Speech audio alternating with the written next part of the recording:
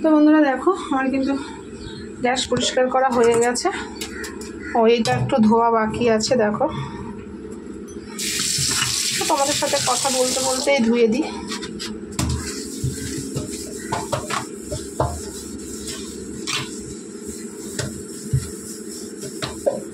রান্নাঘর পরিষ্কার গোছানো থাকলে না রান্না করতেও ভালো লাগে।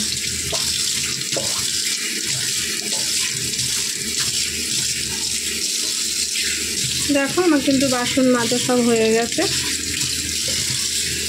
তো গ্যাস পোছাও হয়ে গেছে।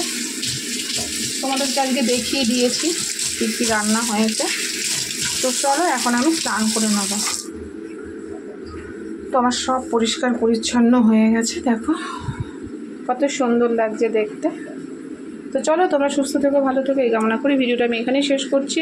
আর বাই।